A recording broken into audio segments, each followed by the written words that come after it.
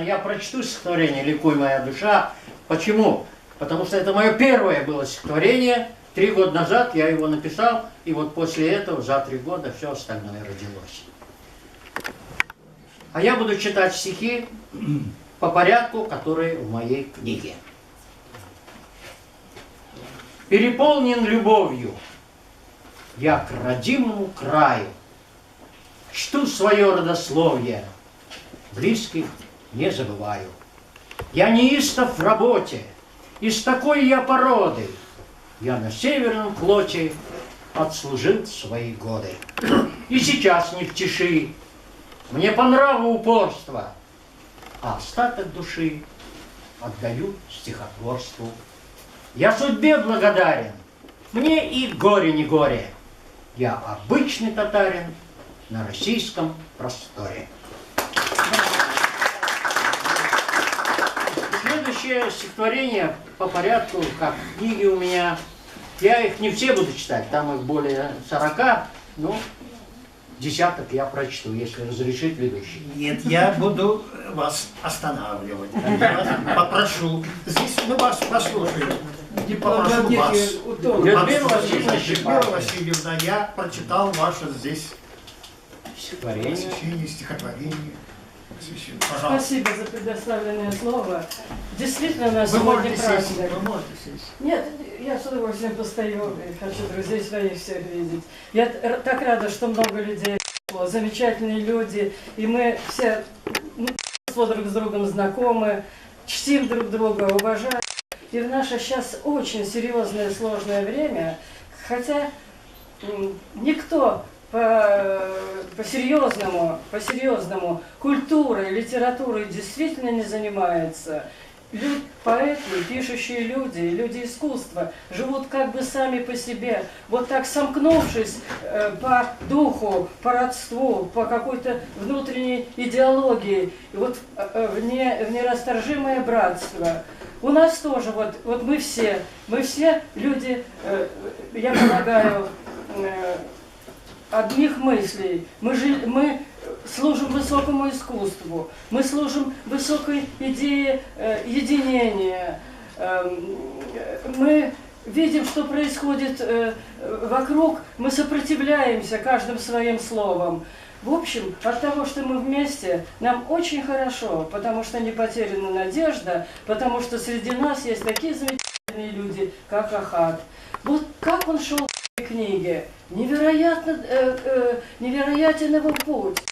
Из глубин океана, где он служил в подводном флоте, из далеких гарнизонов, из степей нашей Родины, все постепенно шла вот эта дорога в сердце, все откладывалось, в душе все накопилось. И вот вылились эти строки, вот сейчас мы первые с вами почитаем, почитаем само собой эту книгу. Первые почитаем и почтим нашего замечательного Ахата.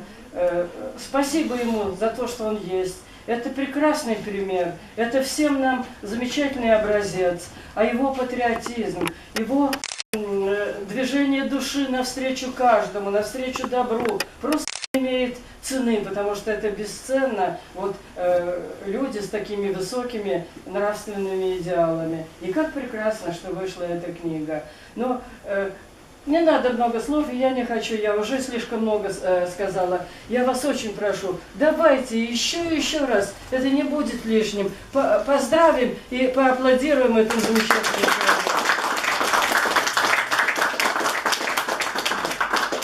Спасибо вам большое за то, что вы руководитель. Книга начинается со стихотворения Людмилы Васильевны «Другу Ахату к выходу книги». Она, значит, была знакома, способствовала, что вот эта книга вышла. Мы вас благодарим. Спасибо. Прекрасно.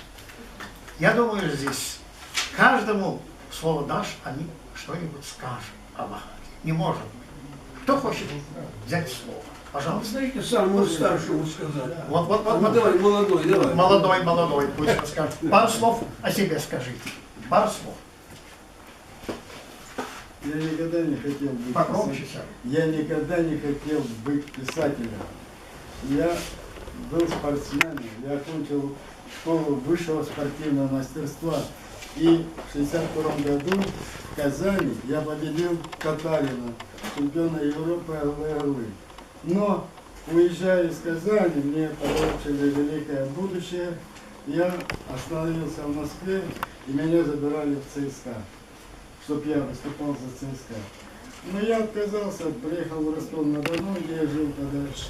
И эта подлая литература меня сделала тем, что я начал писать стихи. Я вам потом покажу, я вроде сейчас вот издал спорткомитет, что я вхожу в число выдающихся спортсменов. Там все написано и фотографии. Я счастливый человек. Во-первых, потому что я служил так же, как и Ахат, в морфлоте. Я моряк дальнего плавания. Я обошел всю планету и вокруг Европы. Я был геологом-изыскателем. Я прошел сотни километров от Актюбинска, Убирджиска, Казана, всю Волгу от Самары до устья Астрахани, фронта Рыжа, весь Северный Кавказ. И вот сейчас я в этом году сильно сдал, потому что слишком много видел. И перенес 2 операции, и еле-еле хожу. А был тогда же здоровый и сильный. Я очень уважаю Ахата, потому что моряки – это особые люди. Вот говорят, яблоня от яблони недалеко падает. Это и есть. Посмотрите на друзей, которые пришли. Вон Свети Эмиль Мустафин, великий человек для меня, замечательный прозаик. Мы с ним встречались в стенах, когда я работал заведующим отделом литературной России. Я читал его произведения. Очень тонкий писатель, друг, даже Мареты Шагирьян. Рядом с ним замечательный человек, вообще несгибаемый патриот Владимир Фомичев, танкист, человек, который ни разу нигде не согнулся. Он Людмила Щепахина. Я ее знал, когда она еще жила в Ульяновске или где-то на Волге. Я ее произведения читал. В Ленинграде. Она на Волге. В Волгограде, В да. Волгограде, ну если вы не знаете, я знаю больше, правда я вам говорю. Я просто так стесняюсь даже говорить, потому что я должен о каждом писателе знать многое, и я знаю о ней все. Я с ее стихами познакомился, когда она жила на Волге. Я даже знаю 2 Романовых, 2 Коняев. Вот мне сегодня сказали, один умер Коняев, один в Питере, один 2 Романовых в Якутске и один, который жил на Урале. И сейчас живет он там. Я даже выучил по одному стихотворению, чтобы не путать их никогда. Я опасный человек, честно вам скажу, потому что я никогда не имел книг. Я родился в большой семье, 5 душ детей, 5 братьев и 2 сестры, мама и папа, 9 человек. Я книг не имел, но зато у меня вроде бы неплохая память. Я на память помню даже все, что сказал учитель когда-то мне в школьные годы. Шелестят пожелтевшие страницы истории, и с веков нам доносят имена Жордана Бруно и так далее. Меня даже в Литинституте не спрашивали, потому что все знали, если я упал вот так лежу, это не значит, что я сплю, я просто запоминаю. Поэтому я и стал уже на 2-м курсе членом Союза писателей. А они потом станут лет через 15. Мне повезло в жизни, потому что я знал Михаила Александровича Шолохова. Сейчас я перейду. Я знал. Да, сейчас. Ну вы попросили сказать, кто это такой. Вот я ему говорю. А где вы увидите такого, как я? Больше не увидите. Вот. Шолохов, Калинин, Закруткин, Проскурин, Леонид Леонов. Каждый из них даже написал обо мне, Михаил Алексеев и прочее. В общем, я хороший человек. А теперь говорю об Ахате. Это когда мы будем чай пить. Нет, я уже сейчас говорю. Вот посмотрите, книга похожа на Ахата. Она тоже в парадной белой форме, морской. Ахат изумительный человек. Я не верю, что он татарин. Он, по-моему, Армянин. Ну, конечно, хорошие люди должны быть татарин.